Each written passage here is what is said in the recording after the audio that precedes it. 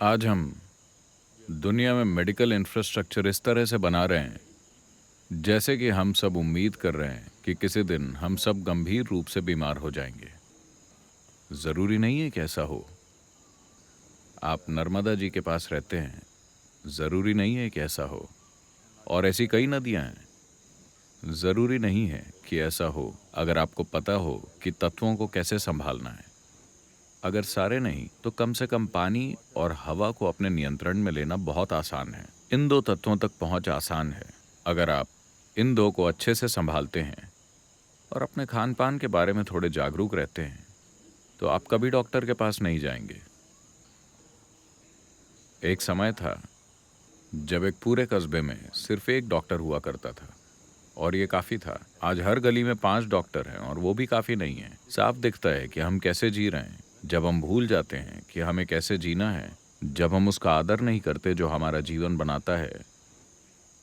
ये धरती जिस पर हम चलते हैं, हवा जिसे हम सांस में लेते हैं, पानी जो हम पीते हैं, आकाश जो हमें थामे हुए है, जब हम इनका आदर नहीं करते तो हमारे भीतर उनका बर्ताव बहुत अलग होता है।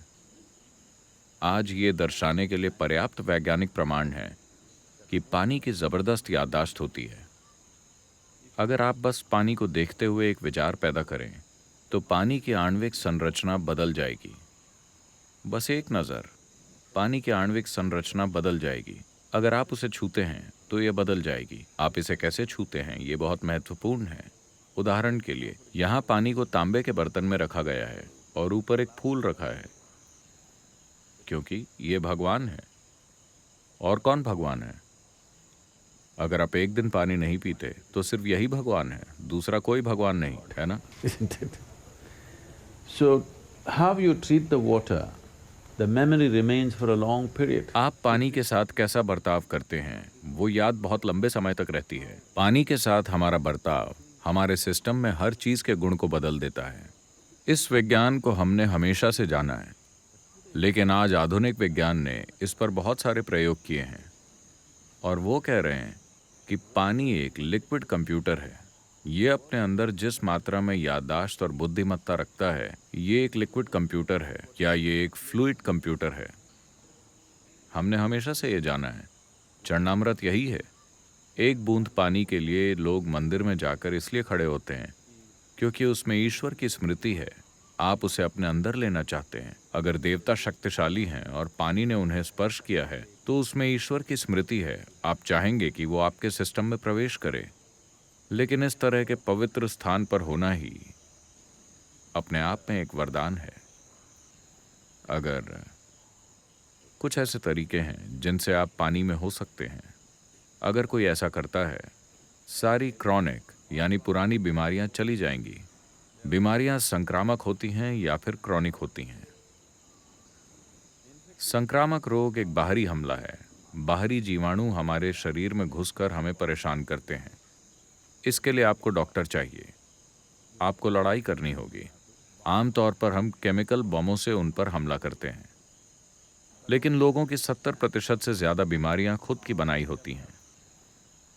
हम खुद अपने शरीर के अंदर उनको पैदा करते हैं। इसकी बुनियादी वजह है इन तत्वों के साथ हमारा बर्ताव अपने भीतर और अपने आसपास।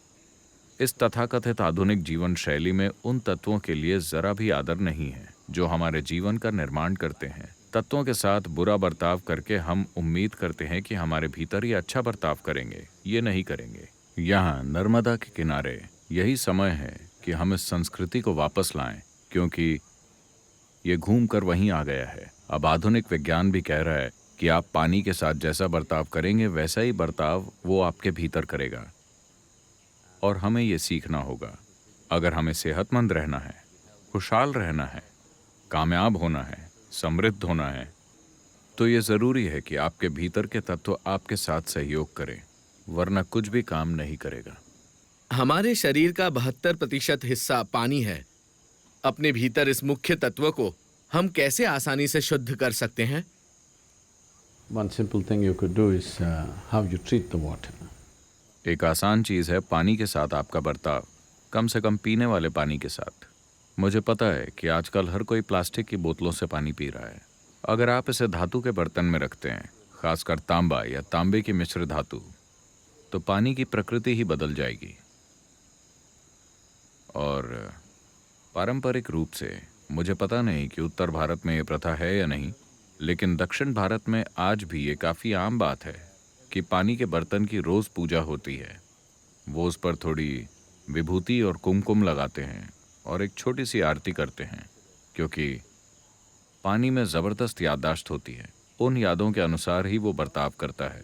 ये सरल सी चीज़ हर कोई शुरू कर सकता है। और तमिलनाडु में हम लोगों को शुद्ध तांबे के बर्तन इस्तेमाल करने के लिए प्रोत्साहित कर रहे हैं, क्योंकि तांबा ये सबसे अच्छी सुचालक धातु है और ये पानी को ऊर्जावान बनाता है। अगर आप इसके रासायनिक संगठन को देखें तो वो नहीं बदलेगा। यही इसकी खासियत है। पानी की सिर्फ आणविक संरचना ही बदलेगी। आपने शायद इसका अनुभव किया होगा। क्या नर्मदा में कहीं पर झरना है? झरना है? मान लीजिए कि पानी 20-25 फुट की ऊंचाई से गिर रहा है। झरने के तुरंत बाद अगर आप पानी को छूते हैं तो आपको पानी रेशमी लगेगा। क्या आपने देखा है? क्योंकि पानी अपने ही अंदर फूटता है और उसकी आणविक संरचना बदल जाती है, इसीलिए वो अलग महसूस होता है। आज लोगों ने वाटर इम्प्लोडिंग मशीन्स बना ली हैं। आप मशीन से पानी अंतः विस्फोट करा सकते हैं। वो पानी को मथती है और उसमें अंदर ही अंदर विस्फोट करती है। ऐसा पाया गया है कि अगर आप वो मशीन इस्तेमाल करते हैं तो केवल 10% पानी से आप पौधों को अभी की तरह ही उगा सकते हैं। पानी की खपत कम हो जाएगी। 10% पानी के साथ भी पौधे उतनी ही पैदावार देंगे, क्योंकि इम्प्लोड किया गया पानी रेशमी हो जाता है और उसकी पौधे या पेड़ का हिस्सा बनने की क्षमता काफ़ी बेहतर हो जाती है। तो अगर आप खेती करते हैं तो इम्प्लोडिंग मशीनें ला सकते हैं। इंग्लैंड में कुछ लोगों के पास उसका पेटेंट है। हम कुछ मशीनें लाकर तमिलनाडु के किसानों को उसकी सेवा दे रहे हैं, ताकि वो इम्प्लोडेड पानी का प्रयोग करें और खेत में उनका पानी का खर्च बहुत कम हो जाएगा, क्योंकि कब तक आप पानी को पंप करेंगे। इन दिनों बिजली भी मुफ्त नहीं है, तो किसानों को ये बहुत महंगा पड़ता है। अगर उसे कम पानी पंप करना पड़े तो इससे बहुत फ़र्क पड़ेगा। रोज़ के इस्तेमाल के लिए बस एक तांबे का बर्तन। हर दिन अगर आप इसके पास एक दिया जलाते हैं, एक फूल रखते हैं, तो पानी जिस तरह से आपके भीतर बर्ताव करता है वो बदल जाएगा। और पानी पीने से पहले बस एक पल के लिए कृतज्ञता और आदर की भावना, क्योंकि यही वो सामग्री है जिससे आप अपना जीवन बना रहे हैं। कोई अनजान भगवान नहीं, यही वो पदार्थ है जो हर पल आपके जीवन को बना रहा है। आप इससे कैसा बर्ताव करते हैं ये बहुत महत्वपूर्ण है। अपनी भावना में, विचारों में अगर आप पानी को, आपको कोई देवी देवता सोचने की ज़रूरत नहीं है। आप बस हकीकत को समझिए। सच्चाई ये है कि पानी के बिना आप जिंदा नहीं रह सकते।